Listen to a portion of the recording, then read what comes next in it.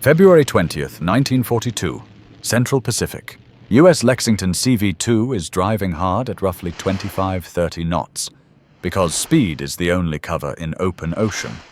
No land, no shadows, just a moving carrier group, and a sky that can turn hostile in minutes. At 16:49, radar gives the fleet a number instead of a rumor, an inbound contact at about 12 miles. 12 miles sounds like distance until you do the conversion. At roughly 200 mph, bombers eat that in 3-4 minutes. That's barely enough time to climb, align, and intercept the way doctrine demands.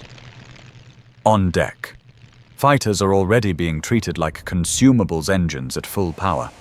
Launches measured in seconds, not speeches. A Wildcat comes off the deck around 100 knots, claws for altitude, and the pilot immediately starts spending fuel and airspeed like it's ammunition. Below, the task force tightens and turns. A straight-line carrier is an easy carrier. The dots sharpen into a formation. Not a scout, not one attacker. 9 twin-engine bombers in a tight stream, close enough that their defensive guns overlap. They aren't here to dogfight. They're here to reach release distance and drop. A bomber's victory condition is geometry arrive over the target at the right range and angle. And the carrier doesn't need to sink to be neutralized.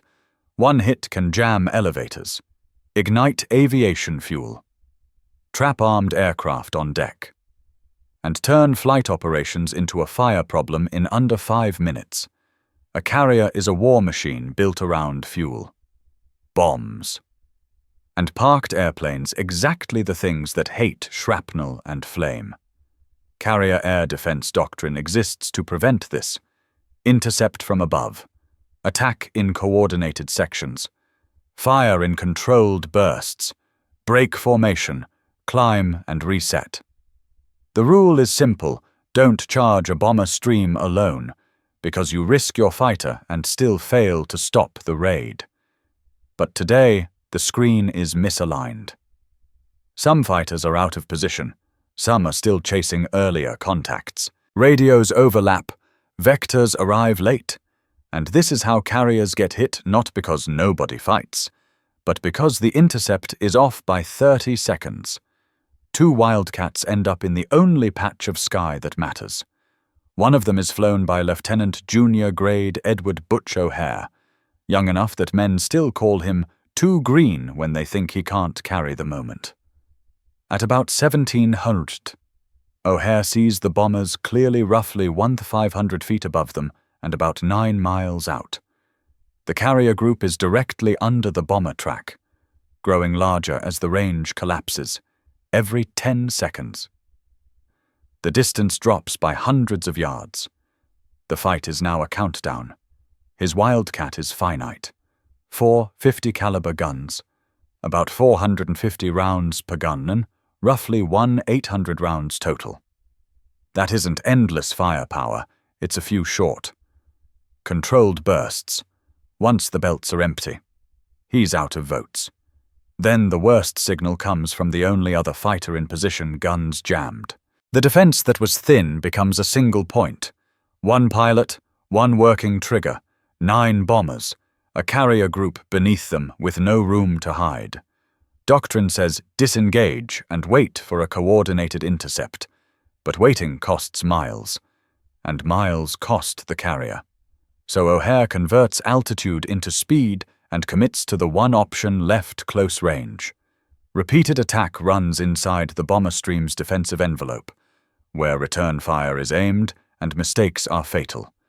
He picks the lead bomber first, because formations crack from the front. Break the leader, force the others to scatter, and you can collapse the raid before it reaches release distance. Somewhere inside this window measured in minutes, a 2-green pilot is about to produce 2 numbers that don't sound real together. One you measure on a clock, and one you can count on one hand. If you want to see whether a 2-green pilot can break an incoming bomber raid before it reaches release distance, and what it costs when you bet everything on minutes hit-like, subscribe and stay with WW2 Echo Stories. Now back to Butch O'Hare 1 Wildcat, 1 working trigger, 9 bombers ahead, and the carrier growing larger beneath them with every second. The US Navy didn't treat carrier air defense like a bar fight. It was a drill built on spacing, timing, and restraint. A typical combat air patrol wasn't 1 hero and 1 target. It was 6 fighters up, broken into sections of 2, stacked in altitude so 1 section could dive while another stayed high. The ideal intercept started 20 to 30 miles out, not 12 because distance is time. And time is options.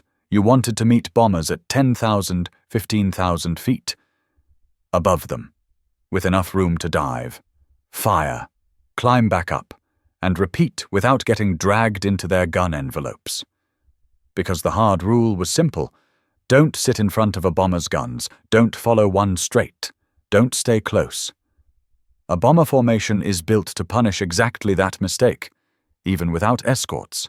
A tight stream can create a wall of defensive fire rear guns overlapping, tail gunners calling corrections, tracers walking into the same patch of sky. And if there are escorts, Zeros hanging a few miles back, any fighter that commits too long becomes a slow, predictable target on the way out. So doctrine demanded slashing attacks, high side dive, short burst, break away. You don't ride the formation, you don't get greedy, you don't turn inside it, and you absolutely do not burn your ammo trying to brute force a stop, because a fighter's gun time is measured in seconds, not minutes. Butch O'Hare knows his own numbers. His F4F3 carries 4 50 caliber guns with roughly 450 rounds per gun, about 1/800 rounds total. Each gun can spit out something like 12 to 14 rounds per second. Multiply that by 4 and the math gets ugly fast if you held the trigger down continuously. You'd have roughly 35-40 seconds of total firing time before the belts ran dry. That's not a battle. That's a stopwatch. And it's not just ammo. A Wildcat's strength is that it's tough and stable, but it isn't fast enough to waste energy. You can't climb forever. You can't turn forever. Every hard pull bleeds speed. Every vertical recovery costs altitude. If you mismanage the energy, you get stuck low, slow. And inside the bomber stream, exactly where doctrine says you die. That's why the Navy's training culture, especially in early 1942, hammered discipline harder than bravado. The fleet had already watched what undisciplined attacks looked like: scattered fighters chasing individual planes while the main formation continues inbound untouched. That's how you end up winning a dogfight and losing the carrier. So when older pilots looked at a junior lieutenant and called him too green, they weren't just insulting him. They were describing risk. O'Hare is 27 years old, only a few months removed from peacetime routines and training patterns that assume your wingman is always there and your radios always work. The war has been real for barely 10 weeks since Pearl Harbor. Experience, in this moment, isn't a medal, it's simply more hours of seeing how fast a situation collapses when everyone improvises at once. And Lexington's situation is collapsing toward the one outcome: nobody can allow bombers reaching release distance. Now the resistance isn't just social, it's structural. If you break formation, you create holes. If you dive too low, you can drift into your own anti-air envelope shell bursts and tracers aimed at the bombers above you. Friendly fire is a real thing when dozens of mounts are shooting up through the same sky. A fighter crossing the wrong line at the wrong time can get stitched by the very ship it's trying to save. And then there's the career consequence. The Navy is not gentle with pilots who ignore procedure. A solo charge that fails doesn't get remembered as courage. It gets written as poor judgment. It can get you grounded, reassigned, quietly erased. So the rulebook is clear. Wait for a coordinated intercept. Make one pass. Preserve ammo. Don't stay committed. But at 17 Tawshur, the rulebook runs into a problem the rulebook can't fix. The bombers are already close, and the defense isn't assembled. O'Hare has one wingman beside him, and now that wingman's guns are jammed. The two-fighter intercept becomes a one-fighter intercept instantly. One Wildcat, 4 guns, roughly 1/800 rounds, and a closing formation that's already inside the window where a perfect setup is impossible. This is the moment. Doctrine hates the moment where following the rules may still lose the ship. So O'Hare makes the calculation that turns him from green to dangerous if the system can't form in time. He will replace it with commitment short range, repeated attacks, and accepting the risk that the Navy trains you to avoid. Because in the next few minutes, there are only 2 outcomes that matter: the bombers break, or Lexington gets hit. And O'Hare is about to bet everything altitude, airspeed, and 35 seconds of gun time on forcing the first outcome. O'Hare trades his 1,500 feet of altitude for speed. He drops the Wildcat's nose, and the airspeed climbs past 200 knots. Because distance is the enemy now. The bomber formation swells from dots into individual aircraft glass noses. Twin engines, tail guns already flashing as they hold a tight stream toward the carrier group. He doesn't have room for a clean, wide setup. At roughly 1 mile, he levels enough to steady the sight picture. At 800 yards, the first tracers reach toward him, thin, bright lines that look slow until you realize they're crossing the gap in fractions of a second. The bombers are close enough that this isn't defensive fire anymore. It's aimed. O'Hare goes for the front of the stream, not because it's safer, but because it's where a crack can spread fast enough to matter. A tight formation is a machine each aircraft depends on the spacing ahead of it. Damage the lead, and everyone behind has to react immediately. And reaction is what ruins a bombing run. He squeezes the trigger at close range under 300 yards and forces himself to keep it short. With 4 50-caliber guns, a 1-second burst is already a heavy spend. Tens of rounds gone instantly. If he shoots like a man who's scared, he'll be empty before the second pass. He watches the tracers walk into the bomber's right engine and wing root. The aircraft shudders. The smoke starts thin, then turns thick. And the bomber's noseline wobbles until it can't hold station anymore. That's the first proof. Not a tally. Not a victory. A change in the raid's geometry. The damaged bomber slips out of the stream. The spacing behind it compresses. The next bomber in line has to decide hold formation and risk collision, or break and lose the clean approach. At 200 mph, that decision has to happen now, not later. And while the formation hesitates, Lexington keeps growing beneath them, a moving target with nowhere to hide. O'Hare flashes through the stream and refuses the instinct to chase the cripple. That's what doctrine warns about, getting dragged away while the rest continue inbound untouched.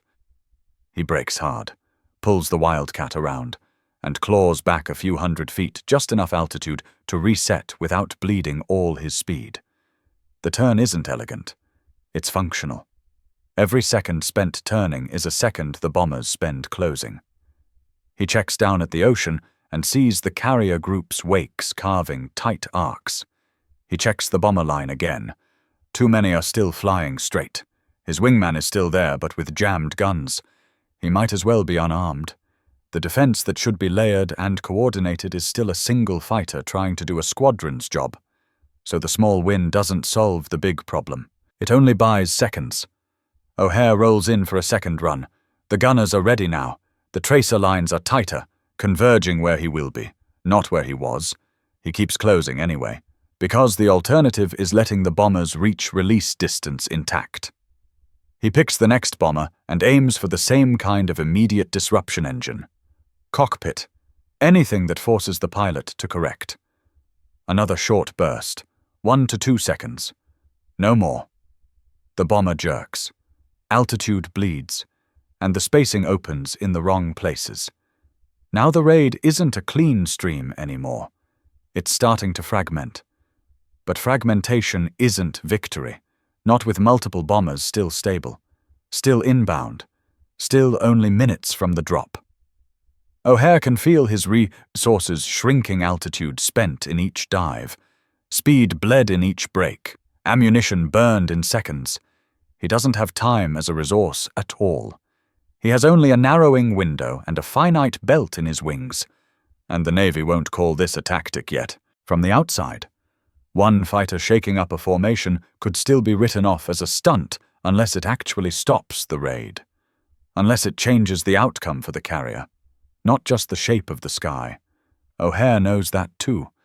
A partial success is the most dangerous kind, because it tempts you to believe the next pass will finish it.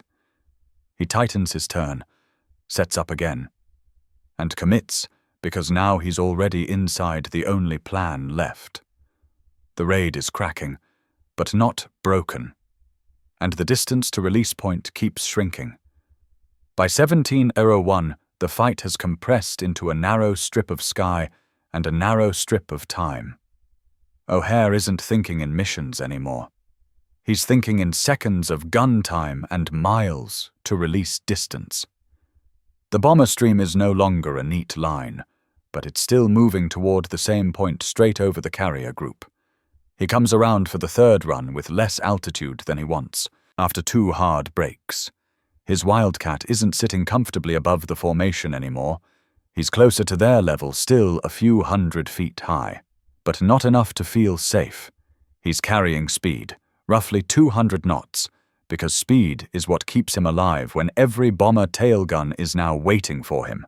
That's escalation number 1 the enemy has adjusted on the first pass. The gunners were reacting. Now they're anticipating. Tracers don't just appear, they build a pattern. Converging toward the line he keeps using, the formation starts to do small things that make a huge difference: slight weaving, small altitude changes, tiny spacing corrections. At 200 mph, a small change becomes a big miss if you're trying to hit engines and cockpit frames at 300 yards. O'Hare forces himself to keep the attack geometry simple. Dive, short burst, brake. Every time he holds the trigger longer than 2 seconds, he feels the cost immediately, not in theory, but in the way the gun rhythm changes and the ammo count in his head drops like a fuel gauge. He started with about 1 per 800 rounds. After 2 passes, 2 bursts each, he's already down by hundreds. He can't afford spray. He needs hits that change behavior. He picks a bomber that's still steady, still holding the track. At 500 yards, he starts taking fire. At 300, he fires. He watches metal flash and smoke puff quick. Ugly signs. The bomber lurches out of alignment. Not a clean break, but enough. Enough to force the bomber behind it to widen and lose the tight stream. But the stream doesn't stop. It absorbs damage and keeps pressing. Below them, the task force is now directly under the inbound line. The carrier group isn't a dot anymore. It's a set of distinct ships throwing distinct wakes. From this angle, O'Hare can see exactly what the bombers see: a flat ocean and a carrier that can't disappear. The distance to the carrier is shrinking toward single digits. At this rate, a few miles is a couple minutes. A couple minutes is nothing. O'Hare comes off the pass and climbs barely. He tries to recover 500, 800 feet, just enough to keep diving authority without bleeding the Wildcat into a mushy. Slow turn.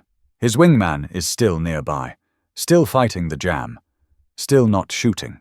That means every bomber still flying straight is still O'Hare's problem alone. The Navy's rules are loud in his head: don't get drawn in, don't chase, don't stay committed, don't burn your ammo. But rules assume you have replacements. Rules assume you have time. O'Hare doesn't, so he doubles down. And that's escalation number 2. His own position is getting worse with every successful run. Each pass steals something. Altitude disappears, speed bleeds, the angle gets shallower. The bomber gunners get more accurate. His margin becomes a thin line between close enough to hit and close enough to die. By roughly 17:02, The bombers are near the point where any drop would be a real threat, close enough that even a hurried, imperfect release could still fall into the carrier group's path. O'Hare can't just damage them now. He needs them to stop coming. He needs them to break. Scatter, turn away, or fall. So he changes the risk profile. Instead of long, slashing attacks from behind the beam, he starts pushing closer and more direct angles that keep him in the gun cone longer but give him better shot placement. He's making a trade accept more incoming fire to force a faster collapse. It's not bravery, it's math under pressure. He lines up on another bomber, closes through 600 yards, 400, 300, and fires again. The Wildcat bucks lightly with recoil.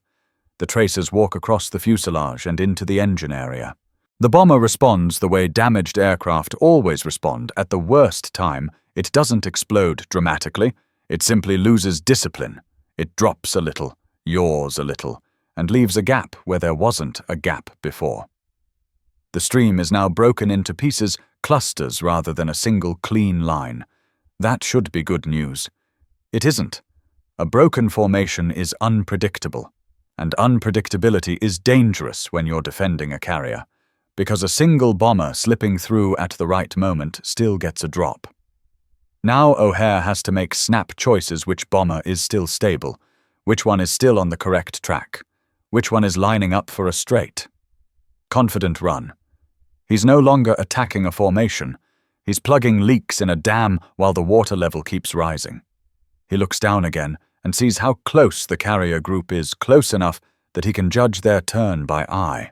He knows what the ships are doing, turning into the expected attack axis, throwing up anti-air fire, trying to force bombers into worse angles. But friendly fire is also a factor now. The closer the bombers get, the more the fleet shoots. The more the fleet shoots, the more dangerous the air becomes for a fighter crossing through the same space at 200 knots. So now O'Hare is operating inside a three-way hazard bomber, guns ahead, fleet guns below, and the ocean waiting if he loses his engine or his control surfaces. His ammunition is dropping fast enough that he starts counting bursts instead of rounds. If he has. Say, a dozen short bursts left. That's not a lot. That's a small handful of chances to force the remaining bombers to stop being threats. And he can feel his trigger discipline tightening. 1 second, 2 seconds, off, break.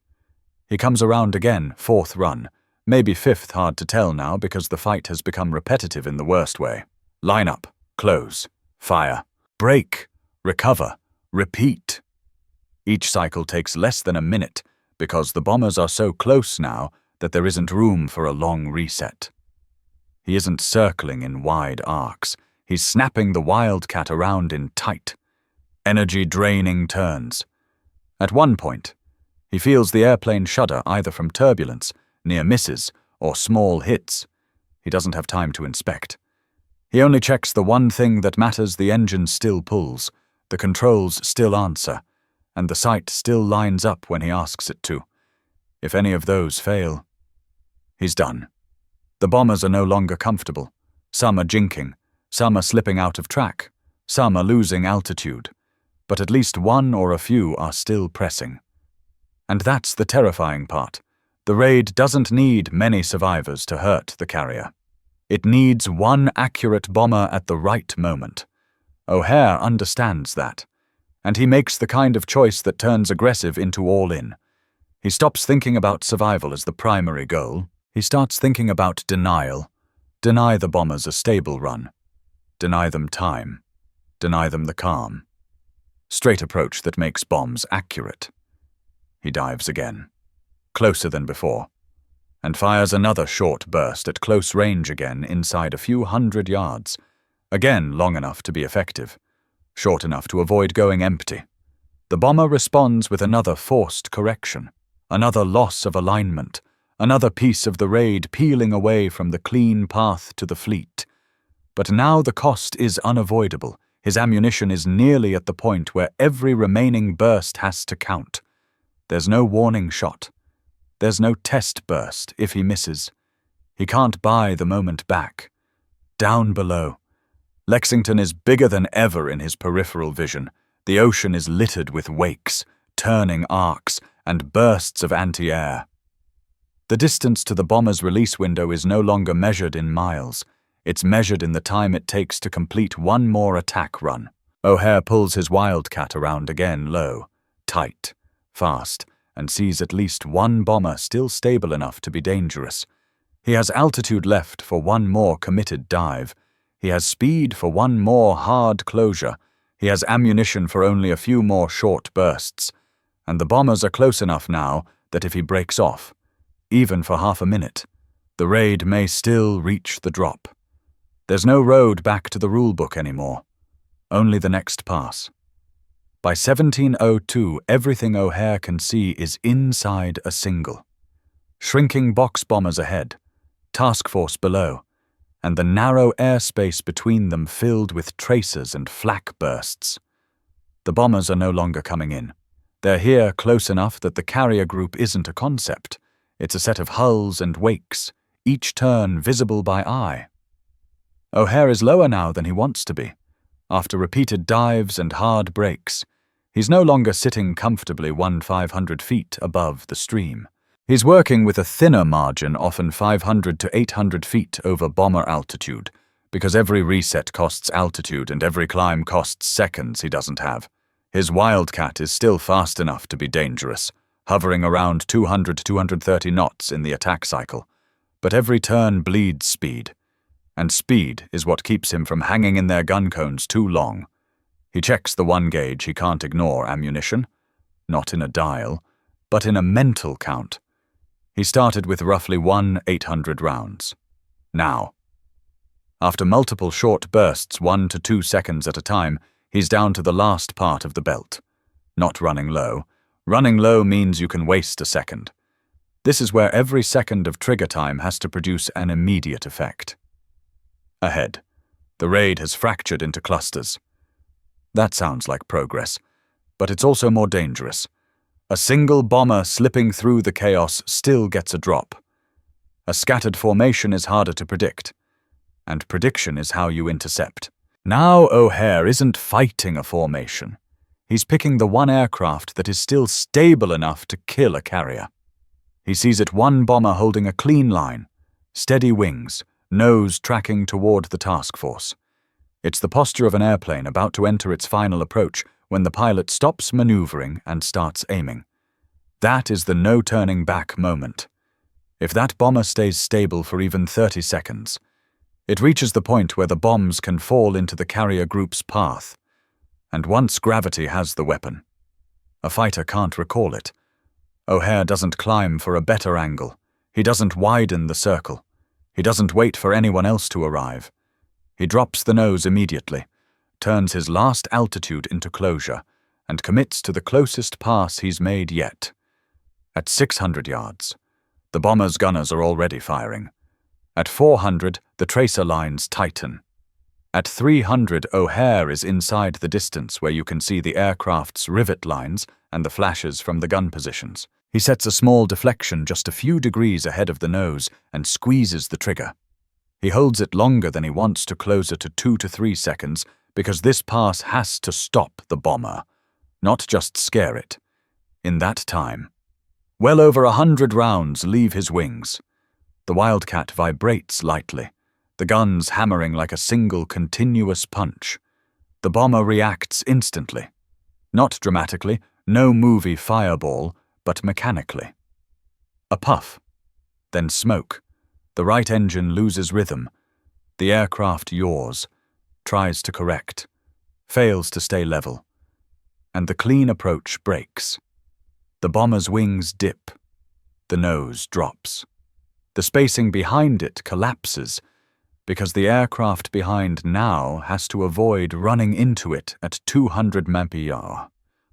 O'Hare flashes past and breaks away hard, rolling into a 50-60 degree bank and pulling enough G to make the seat harness bite 3 to 4 G because he has to turn around before that broken bomber becomes irrelevant and the next stable one takes its place. He climbs only a few hundred feet. He can't afford a big vertical recovery. The fight is now happening at low altitude relative to the fleet, with the ocean close enough that a single mistake becomes a water impact. He levels out and sees another bomber still holding the line. Still stable. Still closing. The fleet below is firing now in earnest bursts and black puffs that mark the air with danger. That creates a second clock if O'Hare gets dragged too low. He risks flying through his own side's anti-air envelope. At these distances, the ships are not far away. They're directly under the fight, shooting into the same piece of sky. So he keeps his runs tight and fast. He lines up the next bomber and uses the last of his speed to force a quick closure. Again the numbers shrink, 800 yards, 500, 300, and again the gunners reach for him with tracers that feel too accurate now. He fires another short burst. Around 1 second, because he can't afford another long spend. This time the hits are enough to change behavior. The bomber's nose swings off.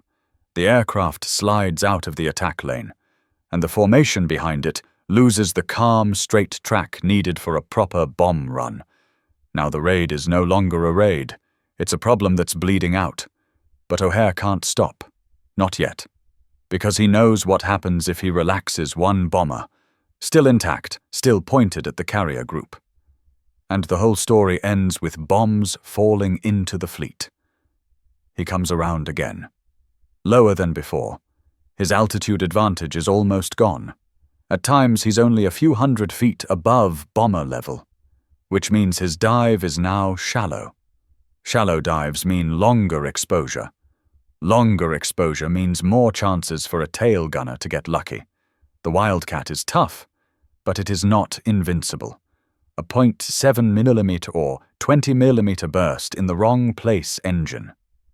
Oil cooler. Pilot ends this immediately. He feels a shudder, either turbulence from prop wash, near misses, or small hits. He doesn't look back. He checks forward. The engine is still pulling. Controls still answer. Sight still sits where he wants it. That's all he can afford to know. Another bomber appears steady. Another bomber becomes the priority. O'Hare closes again to the uncomfortable distances inside 300 yards where you can't pretend you're safe. He fires another burst, short and sharp. The bomber's response is immediate. It loses the last thing a bomber needs in the final seconds stability. It drops a wing, slips out of alignment, and breaks the clean approach. The fleet below keeps turning, still running at high speed, still throwing up fire. The carrier group is now close enough that O'Hare can judge the relative motion ships sliding under the fight as the entire battle drifts with the raid's momentum.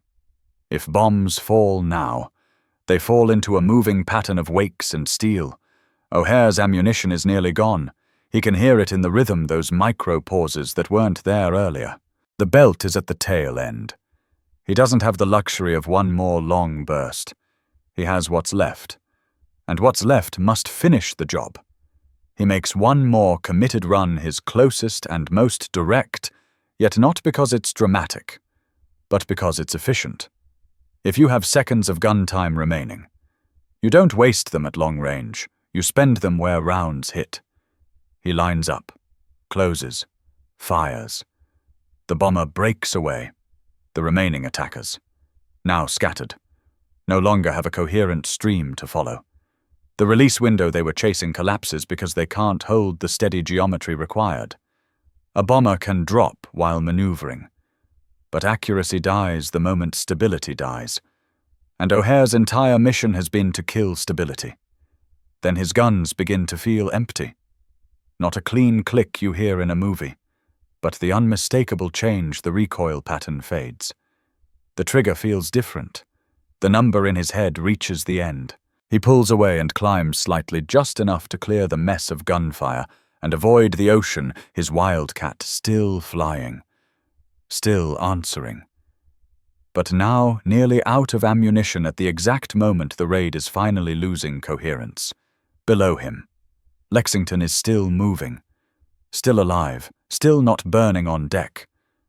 The question now is simple: did the raid break in time? Or is there still one bomber out there with enough stability left to drop? When O'Hare finally pulls his Wildcat up and away, the cockpit is suddenly quiet in the one place that matters: the guns. After a fight measured in single-second bursts, there's almost nothing left to fire. He's not thinking about victory yet, he's checking whether the raid is still coherent enough to hurt the ship. Below, the task force is still running at 25 to 30 knots, still turning, still throwing up anti-air. But the pattern in the sky has changed. The straight, steady bomber lane is gone. The formation that was closing in at roughly 200 mph is now scattered aircraft out of alignment, some trailing smoke, others peeling off because the approach is no longer stable enough to guarantee a hit. On Lexington's deck, men look up and realize something they weren't prepared to see. The carrier isn't taking bombs, not because the raid never came, but because it got broken at the last moment, inside the final minutes. Then the numbers arrive fast, undeniable, and impossible to ignore. In roughly 4 minutes of combat, Butch O'Hare shot down 5 Japanese bombers, not damaged, not driven off, dropped 5 aircraft removed from the attack stream before they could complete their run. That's until the Navy would repeat.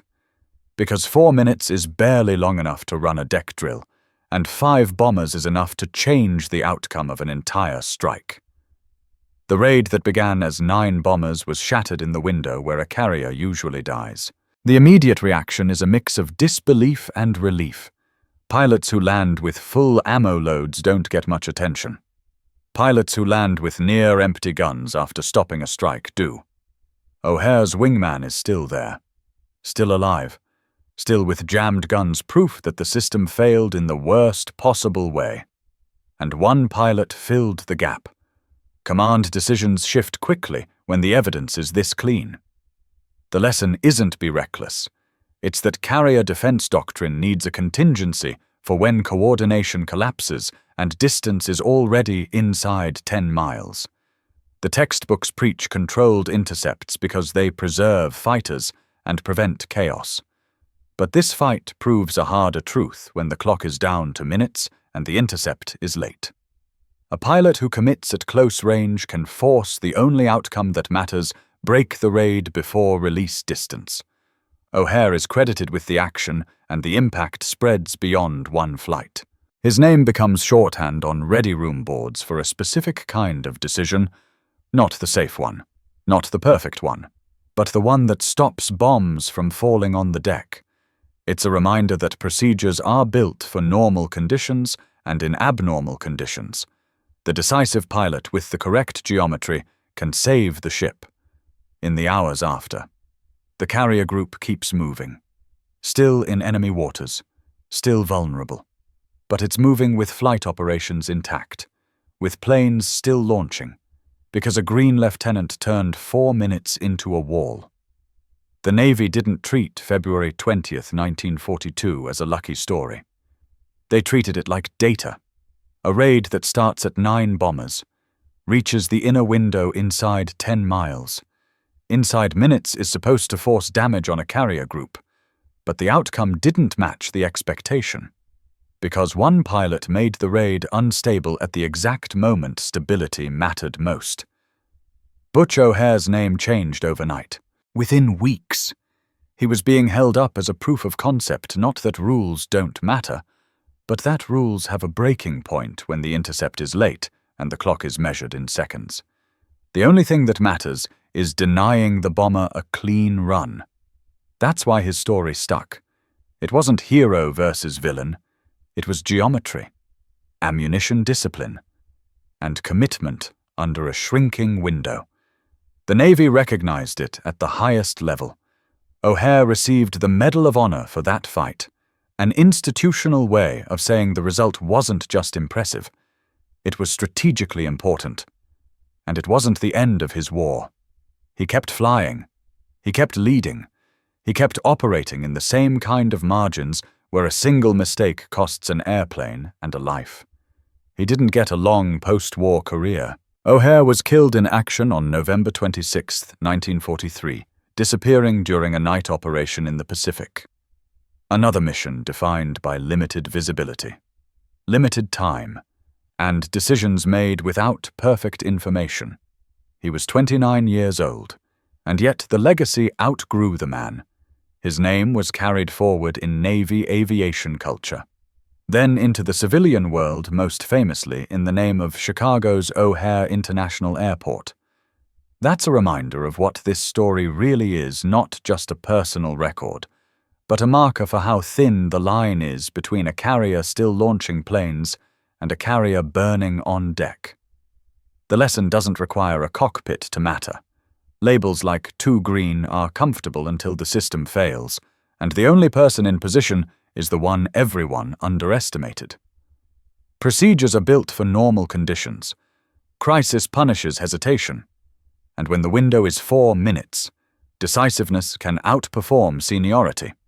If you want more WW2 stories like this, where one choice under pressure changes everything like the video, subscribe to WW2 Echo Stories, and tell me in the comments, what do you think mattered more in O'Hare's moment training?